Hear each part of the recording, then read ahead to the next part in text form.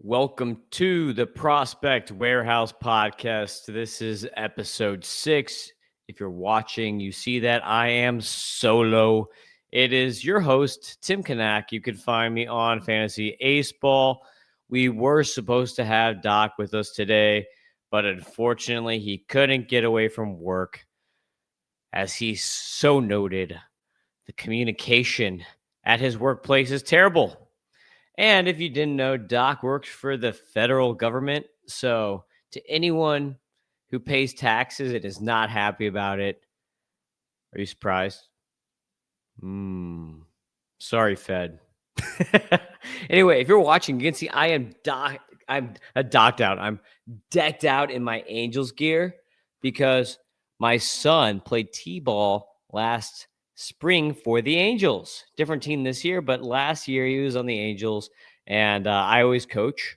So as a coach, I've got some team gear, and so I've got my Angels shirt, I got my Angels hat, and we are talking about not my son's T-ball team, but we're talking about the real Los Angeles Angels. And I don't know, maybe my son's T-ball team has better prospects than the real Angels. I'm not sure about that one, but here, if you are watching, you could see my top 20 Angels right now on the board, and we're going to talk about these guys starting from the bottom. Number 20, Nate Snead, starting pitcher. And so what we're going to do, as I'm solo, I have to do all this stuff myself and talk at the same time, which generally John is doing the gadgetary mouse moving type stuff as I'm talking. So bringing up Snead here, Mr. Snead. No, not Kirby Snead. We have Nate Snead. So Nate Snead, off to a stellar start here. Can't even bring the guy up on the thing. Nate Snead was a draft pick this year, and the reason we can't bring him up is because he did not play in the minors yet. So Nate Snead from Tennessee, third round pick, 105th overall out of Tennessee. He was a reliever at Tennessee, and from what I read, they're going to try him as a starter. Some really good pitches, iffy numbers in college, but I think Snead is an interesting guy. So Mr. Nate Snead is our number 20 prospect for the Angels. We'll go back to this thing now. Number 19 is shortstop Capri Ortiz. Capri Ortiz with the Angels is number 19. So Capri is in high A, 20-year-old at high A. This is a guy that we can actually pull up on the thing. So bringing up our statistics here for Mr. Capri Ortiz. A lot easier to do this when there's two people and you can kind of move things around. But let's get back into the share screen here. If you're watching, if you're listening, you're like, come on, Tim, let's move it along. Capri Ortiz, the F scores, there they are. They're up. So you can see a 103 hit tool, 92 power, 91 discipline, 123 speed. So there's a little bit of hits here, a little bit of speed here. And one of the things to keep in mind is that the top 20 among these teams is not equal. You can't look at the top 20 Brewers or the top 20 Pirates or the top 20 Twins and compare that with the top 20 Angels or the top 20 Rockies. The number 19 guy is not equivalent across the board for every team. Some teams have a lot more depth than others. So just keep that in mind when we're talking about these guys here. So good old Capri. You can see we got him up right now. Things that we like. 73% contact rate is all right. We could see here that 8% walk, 20% K is basically standard, like nothing special there. But he's an interesting guy. He does pull the ball, which brings his quality of contact up a bit for having decent enough angles, pull hitting, and he's a switch hitter. And he also has a good amount of speed, 27 steals with only 6 caught stealings on the season. So there is a decent bit amount of speed here for Capri Ortiz out of the DR. Number 28. Number 18 is another pitcher. It is Jose Fermin. And let's see. I think we were talking about another Fermin yesterday, and there were 2 of them. There's only one Jose Fermin in the system, and he rates really, really great on the F scores here. If you're watching, you could see a 137 F stuff, a 139 F control, a 99 FERA, and he had a 2.25 JAERA on the season. So you might say, whoa, this guy should be ranked like way higher, right? But keep in mind, Jose Fermin is a relief pitcher. That came in 17 relief appearances, 1 start at AAA this year and AA this year. And then he also, if you haven't been paying attention to the Angels because they're not that great, he's been in the majors a lot of the season. 40 appearances in the major leagues this year, but still only 34 innings. So still he is only a prospect. Way too many walks in the majors, 15% walk rate in the majors. So that control did not translate from minors to majors, obviously. But you could see multi-pitch guy, throws 98, fastball, slider, sinker, mostly fastball, slider. So kind of your classic relief profile here. But this is why he scored so well in the minors. A 31.3% swinging strike rate on that slider in the minors and a 15.2% swinging strike rate in the majors. And just for some giggles here, let's look at what he did in the majors on those swinging strike rates to see how those translated. So pulling him over here for his major league statistics. And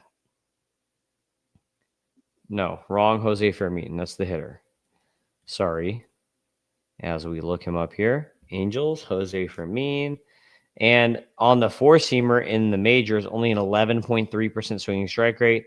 And the slider at 19.2, so still very good swing strike rate on the slider. One of the better sliders, really. Really good percentiles across the board on the slider. Fastball's okay. And he only threw the sinker 1% of the time in the majors this year. But obviously, command was not there in the majors. So that's Jose Fermin, relief pitcher, as the number 18 prospect for the Angels. Number 17, Samy Natera Jr. Samy Natera Jr. Let's pop him up real quick. Samy Natera Jr. made it up to AAA this year. And again, it's another relief pitcher. So here we go with the Angels. All their guys are going to be relief pitchers. So again, not every system is built the same. So, oh, look, we've got 2 of them here. That's great. We got one with 1M and one with 2Ms. He goes by 1M. So Samy Natera, if you're looking for him, it's a 1M Samy. 117 f-stop, 94 f-control, 95 FERA. You might say, dude, why do you have Natera ranked ahead of Fermin when Fermin was actually in the majors and Fermin's f-scores are way better? Well, it's because Natera actually has higher K rates and also still walks way too many guys. Like in AAA this year, Natera, 23.9% walk rate, but he still had a 37% K rate. So he still ended up with a 13% K minus walk and a 17.3 K minus walk across all levels.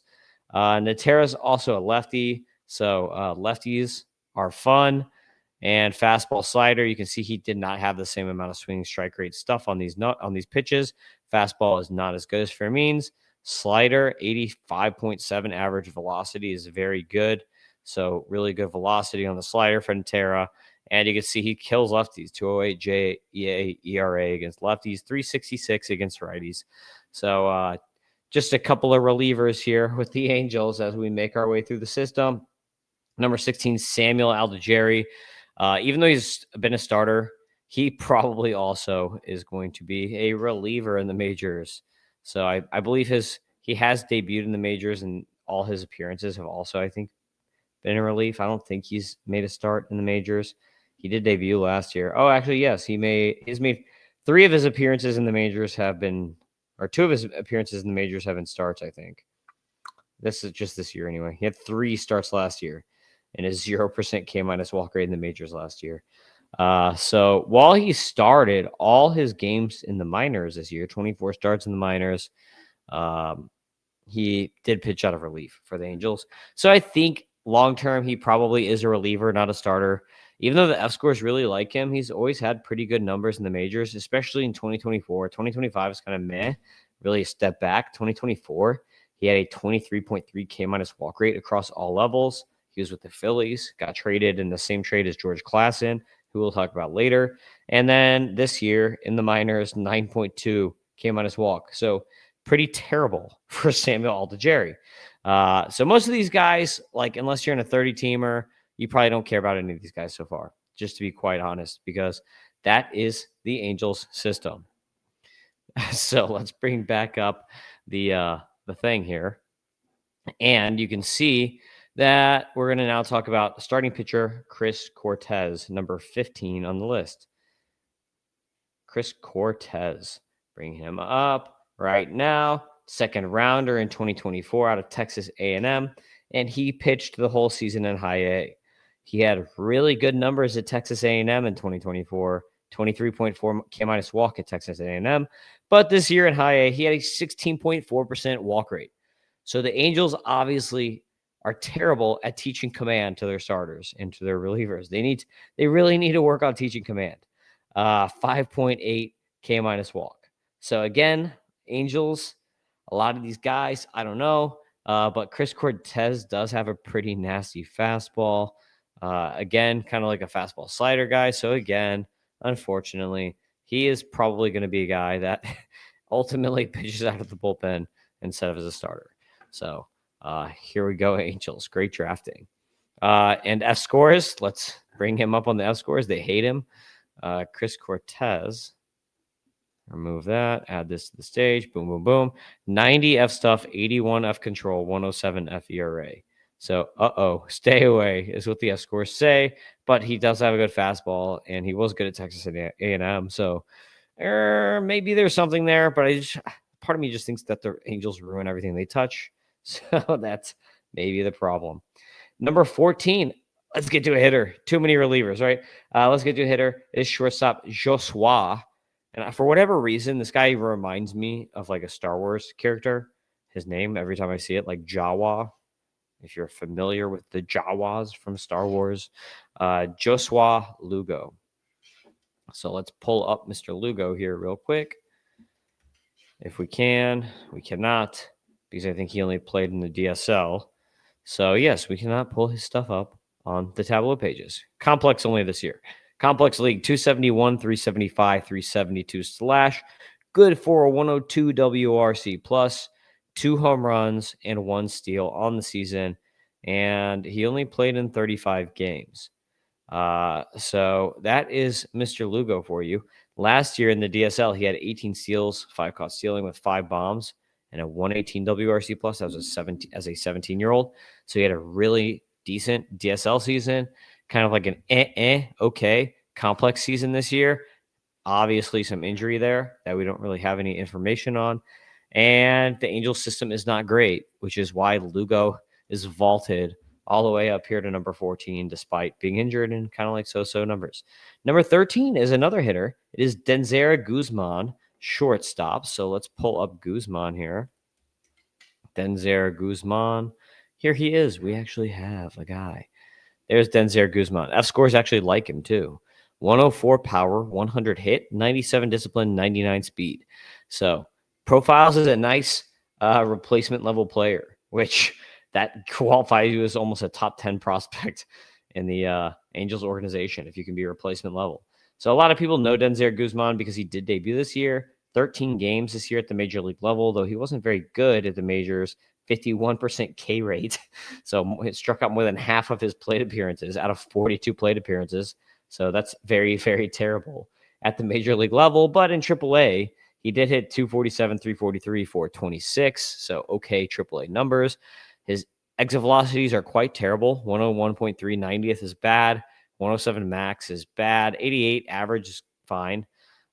So whatever reason, he has a decent average. Sweet spot percentage is killer. 40.5% is really, really good. So that's going to help him. Even though his contact rates are below average, 72% contact, 80.8 zone. The reason his hit tool is a 100 is that this sweet spot percent right here means he gets, and this average EV of 88 means he gets good quality contact. So this is a guy who's probably a doubles hitter. He's probably never going to be a home run guy because these max and these 90th are bad. Launch angles are good, though. So good angles and good sweet spots and good average exit velocity. So when he does make contact, he actually does make pretty good hit contact. despite like below average contact rates. So kind of an interesting cat here. Guzman, 14 steals, 3 caught stealing in the minors. So maybe he could have a decent batting average with like 10 bombs and 10, 15 steals as like a utility player for the Angels at some point. That's kind of how I see Denzer Guzman, as the F scores basically have him as like league average player, more or less. So that's okay. 21-year-old who made the majors and his league average is not terrible. So that's actually a decent player, especially in a deep league. Let's get to number 12. That is Trey Gregory-Alford. So let's bring him up. Trey Gregory. Everyone has to have 3 names nowadays. Alford. Oh, sorry, he's a pitcher. That's why he's not popping up right now. I knew that. I was just in the wrong tab. Sorry, folks. So Trey Gregory-Alford. Here we go. Mr. Trey, 94 stuff, 89 control, 105 FERA. That's below average. 460 JA ERA, which is Sierra, is also below average.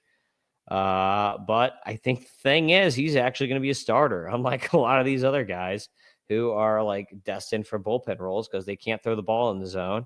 At least Trey can not walk the world. He has a 10% walk rate on the season, which is okay. As a 19-year-old who was in complex and A-ball this year, as a guy who almost got like a $2 million signing bonus out of high school last year when he was picked in the 11th round. So they kind of sniped him. Probably a lot of people thought he was not going to sign that far, but they gave him $2 million out of the 11th round. So that's a lot of money out of that round. But he did only have a 10.6 K minus walk on the season. So despite him actually throwing strikes and having a decent command besides like an 89 F control, is it's still below average, but it's better than a lot of these other guys. I think that there's maybe a starter's profile here or there for Trey Gregory-Alford. So that's the good news, is he projects as a starter right now. So it's a lot more than can be said about the other pitchers that we have discussed in this organization thus far. Let's now get to number 11. Oh, this is one of my favorites. Here we go. Number 11, outfielder Raudi Rodriguez. This guy had like one of the best seasons in the minors this year. The only thing to keep in mind is he is older for the level. So that is something that John and I are working on, another tool for basically it's going to be WRC plus league or age adjusted per level. So I can't wait till we get that tool ready, but that's going to be a pretty sick tool once we have it. But you can see here, Raudi Rodriguez, 22 years old in A-ball this year, but had a 111 power, 100 hit, 96 discipline, 121 speed. So good tools, but you just have to remember age to level. Maybe it makes him more of like an average player, but he hit 281, 373, 470 with 14 bombs. So good stuff from Raudi. He was also like a T10 guy, which I do my top 10 prospects of the week every week. And he was a top 10 guy a number of times this last year. 38 steals, 6 caught stealing. So 14 bombs with 38 steals.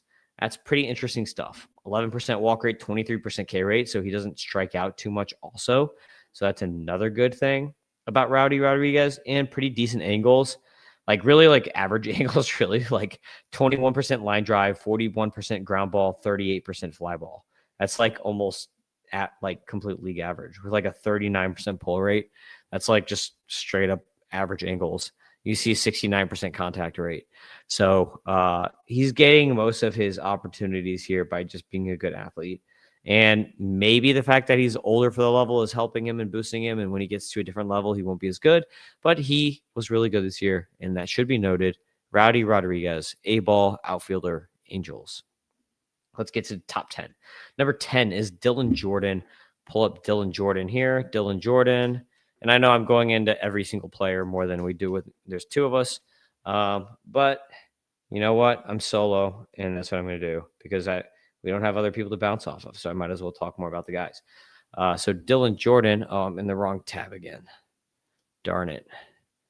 Let's bring him up. Dylan Jordan. Boom. There he is. Dylan Jordan, 94 stuff. 115 F control. Look, finally a good control. 104 FERA. And it's because his fastball's not great. But he had a 9.4% walk rate. Yes, as a 19-year-old. So someone did it. 19-year-old and A-ball. Someone did it. They got to walk in under 10% in this organization. It's a minor miracle. He had a 17.3% K minus walk rate this year. That's very good. 13.9% swing strike rate is pretty solid. 30% CSW, also pretty solid. So Dylan Jordan, and you see a 2.99 JAERA. We actually have a pretty decent pitcher here for once with the Angels. Dylan Jordan, name to watch, top 10 guy. Let's get to the next guy. Number 9 is going to be Johnny Slawinski. This is a guy I like too. Johnny Slaw. Let's bring him up here. Slawinski. Sorry about that, people. I am slow. Johnny Slawinski. I am not John. So Johnny Slawinski was drafted this year, 3rd rounder, and that's why he's not popping up, because he's a high school pitcher. So we don't even have the college stats on him. But Johnny Slawinski, 18-year-old, picked in the 3rd round. I watched a lot of video on all these guys when I was ranking them, but to be quite honest, I can't remember his pitch repertoire at the moment. But I did like him enough to still bump him ahead of whatever Carlson. So I should tell you something there. Let me see real quick if I can find my write-up on him for his arsenal. Sorry, I know this makes for great listening. But lefty, high schooler, 3rd round, and we are going to find his arsenal because I have written him up when I was doing my FYPD stuff. 95 mile per hour fastball-ish. And slider is his 2nd best pitch. And he also throws changeup curve, pretty standard projection as far as like pitching profile right now. They haven't done anything crazy with him yet. And Texas High School Player of the Year. So that is Johnny Slawinski. Sorry for the delays, but again, I'm operating solo here today. Kind of was not expecting that either. So let's now get to number 8, Nelson Rada. This is a guy who's been around for a hot minute. So Nelson Rada, pulling him up, outfielder in AAA now, speed guy, no power, terrible EVs. So like, this is not my type of guy. I know there's a lot of people who really like him because age to level, he like just turned 20 and he's already in AAA. Good hit tool. You can see 99 hit tool, 105 discipline, 122 speed, 72 power. Just terrible power. But you can see 82% contact rate, 90% zone contact. So that's a good hit tool. The reason his hit tool is only 99 is because he doesn't have good quality contact. 27.9% sweet spot is really bad. 2.5% barrel rate is really bad. 60, almost 60% ground ball rate. That's so terrible for his power. And average EV of 83.4. That's terrible. So the problem I have with Rada is I don't know if he's going to get the ball out of the infield enough to be an effective major league hitter. I know he's young, so yeah, there's a chance. Like he was playing at AAA this year as a 19-year-old, so there's a chance he develops more power. But for now, not kind of my guy. 83.4 average EV, 98.5, 90th percentile, 106.3 max is not good. 54 steals though on the season, though he was caught stealing 8 times. So keep that in mind. His stolen base rate is not that great, which is why he only has a 122 speed despite 54 steals, 2 bombs on the season, but a 122 WRC plus for a guy who's 19 playing in AAA. So I mean, like, there are things to like here, age to level, things to like. There's speed there for sure. Contact rates are great, but it's just like, I don't know if the quality of contact and like I don't know if there's gonna be enough like oomph in the hits to make him a major leaguer. Like, I just don't know if he hits the ball hard enough. So that's the biggest issue I have with Rada. I know a lot of people are really high on him and might have him like top 3 in the org, but not me because I'm not a fan of rabbits. I can't believe this guy is still prospect, actually. Number 7 is Matthew Lugo. Like, I thought for sure that this guy was not going to be a prospect, but he is. So not enough plate appearances. But Matthew Lugo, 107 power, 105 hit, 86 discipline, 106 speed on the F scores. So pretty well-rounded guy here. Matthew Lugo, like, I think like he could be a good utility player. where we talked about Denzer Guzman earlier as like just a league average utility player. Matthew Lugo, I think, could be like a little better than league average or like a nice fourth outfielder. Like I think like Blake Perkins has had some good seasons. I mean, not Perkins. Who's that other guy? He's on the Mets now. They like he was on the Brewers. I can't think of him right now. Tyson, what's his name? Whatever. I'm by myself, so I can't even spitball with it by myself. But the guy I'm thinking of, was a very, very good fourth outfielder for a long time. I think Lugo could be that. Lugo had 4 bombs in 31 games this year in the majors. In the minors, 13 home runs and 11 steals. You can see that his EVs, if you're watching, are average to slightly above average. So 88 average, 104.7 90th, 111 max, 8.9% barrel rate is good. Sweet spot 35.6 is slightly above average. Contact rates are slightly below average, so good quality of contact. Contact itself is slightly below, but there is some power and some speed here, and he's a decent player. So Matthew Lugo, being an above average potential, like maybe a starter on a bad team, maybe a really good super sub on a good team, that's okay. Let's now get to Caden Dana. Caden Dana's been around forever.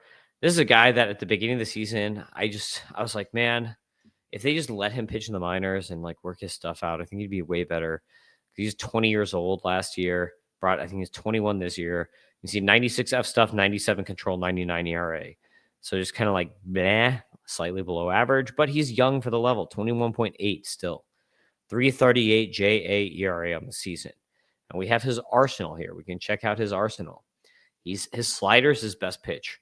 Like I've always comped him to Thor. He's got the long hair like Thor. I think Thor was on the Angels at the same time as him when he was coming up. So I'm like, and he reminds me of Syndergaard. Similar repertoire, like the slider, 19.5 swing strike rate. The problem with Caden Dana is his fastball is not good. 6.6 swing strike rate only. There's just like it's just not a good fastball. Even though his movement is okay, like a 15-inch induced vertical break roughly is okay. Like that's average. It's not great. The slider, 84 miles an hour. If he threw it like another mile an hour harder or two, this would be like a way better pitch even. He should probably throw more. He throws the fastball too much, 56% of the time. Changeup is okay, though. Look at this. Changeup has a 16.2% swing strike rate. He should probably throw that changeup more. And he probably needs to develop another fastball because his fastball is not good enough. So if he can develop a cutter or a sinker that actually plays, that would help this like subpar fastball. It would help this whole repertoire because the fastball is just so subpar. So that's Caden Dana. I kind of like him. He just has to develop a little bit more. The next guy on here we're not going to have data for is Chase Shores. I like Chase Shores a lot. He was the 2nd round pick for the Angels this year. So I'm a big Chase Shores guy. He played at LSU. He didn't have great stats at LSU. He's a reliever and a starter. And at LSU, if you're just drafting on the stats, you're going to think this guy sucks. 13.7 K minus walk rate, and almost 11% walk rate. So, I mean, like we just talked about all these Angels walking everybody. So Shores falls like right into it. But they gave him $2 million as a 2nd rounder. And his stuff is like crazy good. Shores has really, really good stuff. So if the Angels don't screw it up like they have with all these other guys we've talked about on this podcast, it's actually like making me not like him as much now because I'm like, the Angels are really bad at this. so I'm like kind of like, yeah, I don't know. But I do really like Chase Shores. FYPD, I'll tell you where I have him ranked. I've got him ranked as my number 76 guy in FYPD. So I like Chase Shores decently. But that tells you, right? I've got Shores as the number 6 Angels prospect, but he's 76 in FYPD. So it just shows you kind of where the Angels system is overall. We have no top 150 guys at all yet. Only even 2 guys in this whole system should be considered within the top 150 in my mind. Number 3 is where are we? Number 4 now. Number 4 is Gabriel Davalillo, catcher. I don't know if he's related to David Davalillo or not. Let's bring him up here. John would have already found out if he was related by this point. So Gabriel, I'm spelling Garbiel it sounds like a fish, a garb. Where is he? Oh, we're not going to have him because he is a youngin. So because this system is not good. So Gabriel Davalillo, DSL 302, 408, 518 slash 132 WRC plus this year as a 17-year-old in the DSL with 7 bombs and 3 steals. So really nice season for Davalillo in DSL. And this is something I love. 84.4% contact rate in the DSL. You never see that. And he did it. He had more walks than Ks also with only a 6.3% swinging strike rate. So this is a dude who could move fast. He could be like the Eduardo Tait of catchers for next year. Maybe Raudi Rodriguez-ish for the Angels. One might hope. But then again, he's in the DSL right now, so he's like not with Angels coaches. He's with some DSL guy. So maybe when he gets with the actual Angels coaches, they ruin him. We'll see. Let's get now to number 3. That is Ryan Johnson. Ryan Johnson is a guy we can bring up, and it's a guy who, for whatever reason, the Angels debuted him as a reliever, even though he was like, I think he was either their first or second round pick the last year. And I don't know why they did that. And then they made him a starter and put him in the minors, and he was awesome this year.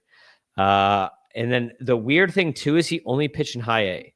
So they had this guy start as a major league reliever, then dropped him as a starter all the way down to high A, where he balled out the entire year, and then they never promoted him up again, up levels.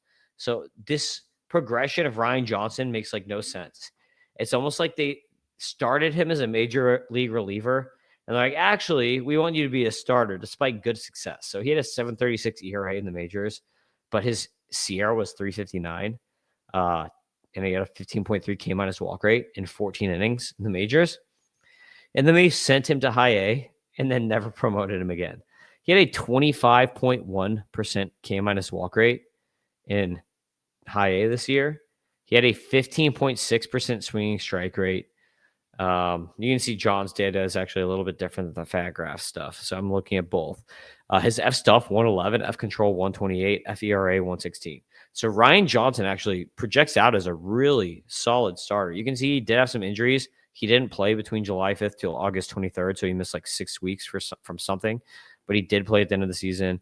You can see a 12 strikeout game here. Like, I like Ryan Johnson. Still not a top 150 guy for me, but a top 250 guy for sure.